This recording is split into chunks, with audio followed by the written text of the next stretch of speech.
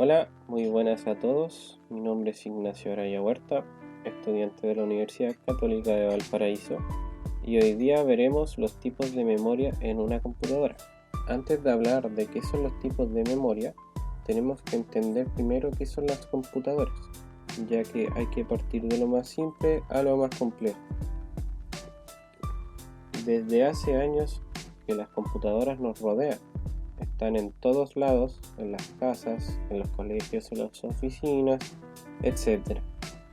Gracias a los computadores se realizan infinidades de trabajos, agilizando sistemas y minimizando los errores.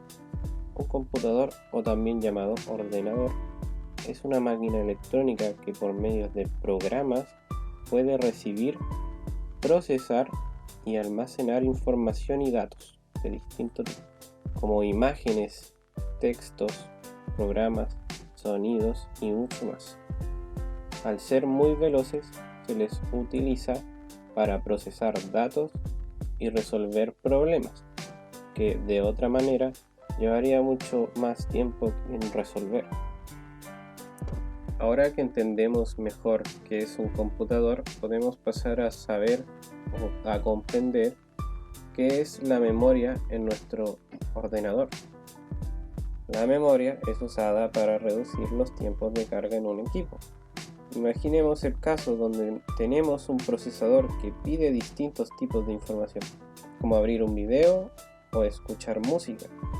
Tendríamos que pedir esa información que está almacenada en el disco duro. Supongamos que nosotros no disponemos de memoria en nuestro ordenador.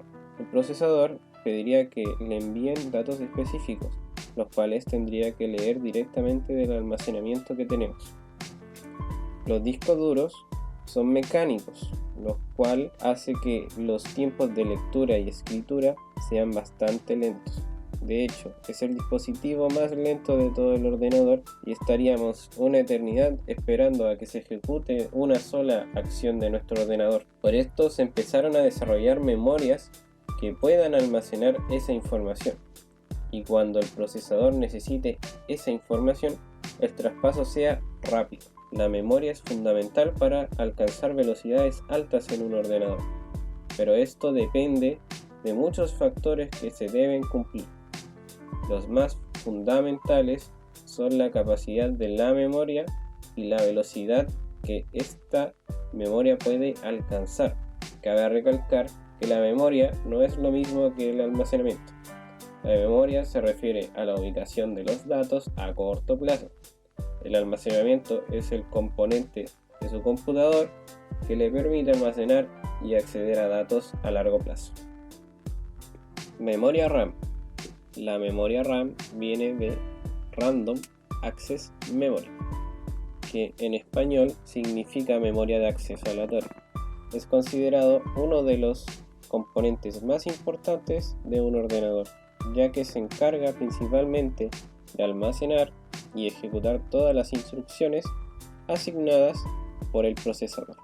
Un dato a recalcar es que la memoria RAM es conocida por ser una memoria de tipo volátil, lo cual quiere decir que los datos no se guardan de manera permanente. Es por ello que cuando deja de existir una fuente de energía en el ordenador, la información se pierde. Asimismo, la memoria RAM puede ser reescrita y leída constantemente. También podemos observar el tipo de socket que usan estos módulos de memoria. Debido a que las memorias RAM vienen en DDR, puede ser DDR2, DDR3, DDR4 y hasta la DDR5 actualmente. Estos vienen en pines y al ser una evolución, los números de pines aumentan y además se incrementa el ancho de banda. Esto, si lo vemos en una imagen, podemos observar que la separación de pines es distinta. Memoria ROM. Antes la memoria ROM le hacía honor a su nombre, Read Only Memory, ya que solo se podía programar una vez y luego no podías escribir datos en ella. Pero ahora los datos que almacena se pueden borrar y volver a programar varias veces, como la EEPROM. Entonces, ¿por qué la memoria ROM aún se describe como memoria de solo lectura? La razón de esto es que se puede programar varias veces, pero no de manera frecuente. No es usual volver a programar este tipo de memoria, por lo general se programa una sola vez. La memoria ROM almacena el firmware del ordenador. Por esta razón es que no es volátil. Cuando hablamos del firmware, nos referimos al conjunto de instrucciones de un programa informático que se encuentra registrado en la memoria ROM. Estas instrucciones fijan una lógica primaria que ejerce el control de los circuitos en el ordenador. El firmware forma parte del hardware, ya que se encuentra integrado dentro de la electrónica, pero también es considerado parte del software al estar desarrollado con un lenguaje de programación. La interacción del hardware con el software se realiza en la BIOS, Basic Input and Output System, que en español significa Sistema Básico de Entrada y Salida. El BIOS funciona como un puente entre el hardware y el software del sistema. Esencialmente es lo que le explica al software cómo debe funcionar el hardware. La memoria caché. La memoria caché se le dio ese nombre que es francés, que significa oculto o escondido. Su significado es un poco cercano a lo que realmente es la función del caché, ya que no está oculta ni tan escondida. La función de la memoria caché tiene que ver con el uso que le da el procesador, debido a que ésta está dentro del procesador. Un procesador necesita instrucciones y datos que, como habíamos hablado antes, la memoria principal, que es la RAM, se encarga de facilitar la lectura y escritura del almacenamiento hacia el procesador. Pero entonces, ¿por qué necesita más memoria? Esto es debido a que la memoria RAM no es tan rápida como la memoria caché. Todos los datos que se cargan a la memoria RAM y esta a su vez se cargan dependiendo de su uso en diferentes tipos de memoria caché, para que así vaya equilibrando o equiparando la frecuencia del procesador y facilitando datos en su frecuencia. Esto se hace debido a que el procesador perdería muchos ciclos de computación. Para eso se utilizan las memorias intermedias, que son los cachés.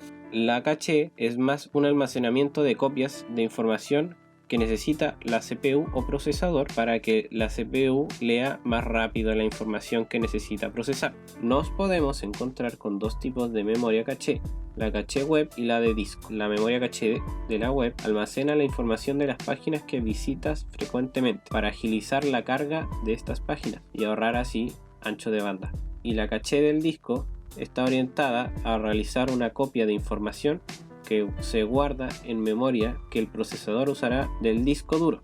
Los cachés son bastante caros de fabricar y estas vienen en niveles L1, L2 y L3. Estas están dentro del procesador, o sea que están integradas en el procesador. Dentro de la arquitectura de los procesadores están los núcleos y dentro de estos núcleos está incrustado la caché L1. Es por lo tanto la memoria más rápida para darle función a la frecuencia del procesador y también la más pequeña de todas, por eso es la más cara de fabricar. Otro punto importante es que este almacena información en kilobytes. Normalmente cuando comparamos un procesador nos indica la cantidad de almacenamiento de cada nivel. Un ejemplo sería que la L1 almacena 16 kilobytes. Esto significa que cada núcleo o core del procesador pueden almacenar 16 kilobytes. Por eso es dedicado por núcleo. Con respecto a la caché L2, hay que entender que hay dos tipos de arquitectura diferentes. Podemos encontrar la arquitectura de L2 dedicada por núcleos o cores. Es decir, cada núcleo tendrá la caché L1 y L2 o la arquitectura compartida, que en esta la L2 comparte caché entre dos núcleos. Por último tenemos la caché L3, que sería una caché generalizada para todo el procesador. Memoria VRAM. Las siglas VRAM significan Video Random Access Memory y en español video de acceso de memoria aleatorio. Está orientada a las gráficas, ya que está dentro de la tarjeta gráfica y cumple un propósito parecido a la memoria RAM. Esto es debido a que la tarjeta gráfica contiene un procesador llamado GPU. El procesador debe comunicarle al chip gráfico qué es lo que debe proyectar. Esto se logra gracias a la comunicación constante entre estos dos componentes por medio de la conexión PCI Express. La memoria VRAM es la encargada de almacenar en tiempo real la información para poder mostrarla en pantalla.